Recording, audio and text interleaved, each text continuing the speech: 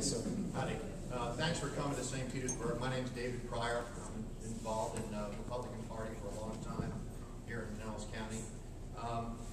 One big issue that I have is whether you're for independence or interdependence. You spoke very eloquently about the Declaration of Independence earlier in your talk with us this morning. But I'm concerned about, are you for the United Nations, where we get more independent with them? We lose some of our sovereignty. We get involved in birth control. We get involved in global warming schemes.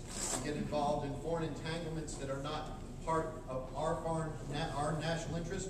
Or are you for standing up for our own foreign policy, our own trade policy, our own immigration policy? So are you for the UN, a colony of the world for the United States? Or are you for the independence, the Declaration of Independence, and standing up for what's for America? Well, first of all, let me be clear about the question, because I think I know what you're alluding to, and that is, I think actually the world is a better place when America is the strongest country in the world. And that's true. I think American leaders have an obligation to act in the best interest of the American people, which, by the way, I don't think is in conflict with the interests of the world. Here's where I think we have a fundamental problem and where you're getting at.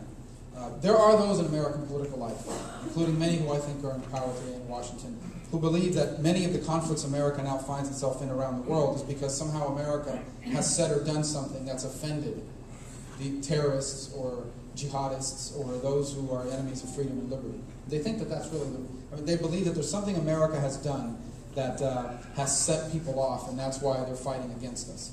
And nothing can be further from the truth. The truth of the matter is that throughout the history of the world, there have always been people that have wanted to impose their way of life, their views and their beliefs on everybody else. And there are people like that now in the world. And they see America as an impediment to that, particularly in the Middle East, but throughout the world. And so, look, I don't ultimately believe that the way you deal with threats like that is through deterrence. The language of diplomacy, no one wants war. War is never a positive thing. Unfortunately, armed conflict from time to time is a necessary thing. I think that I am not opposed to the idea that hopefully the world community will come together and rally against threats from Iran, will rally against threats from global jihadists, will rally against threats against freedom and liberty. But I'm not very optimistic. If you look at it right now, for example, we're trying to deal with the issue of Iran. It's been difficult, if not impossible, to get Iran or Russia to be cooperative in that endeavor.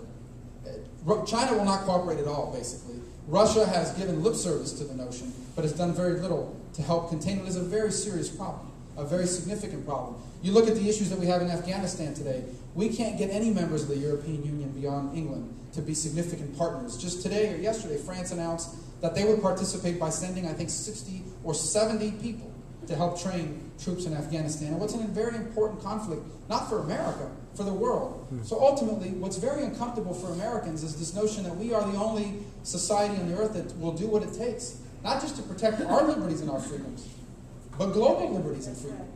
And as emerging powers like China, you look at them and you say, this is a nation that doesn't even care about the liberty of their own people, much less our liberty. Now, it probably is going to get my Google account hacked, but for saying that by the Chinese. But my point to you is that it all ties back to what I said at the beginning. The world is a safer place when America is the strongest country. I wish there were 5 other countries just like America willing to stand up and do what it takes. Yeah. But on many occasions there isn't. And unfortunately, America seems to be the only voice in the world for liberty and freedom. And that's why we have to be willing to act independently. But should we be interdependent on the world or independent of the world? Well, I don't know why we would ever be interdependent on the world. I don't know what that...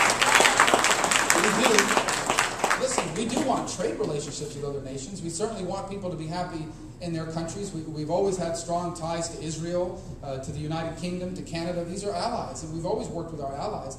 But one thing is that. One thing is global cooperation. Another thing is surrendering your national sovereignty in exchange for some, utopian view of global unity, particularly when it comes to causes like liberty, which by and large, not every nation on earth values as highly as we do.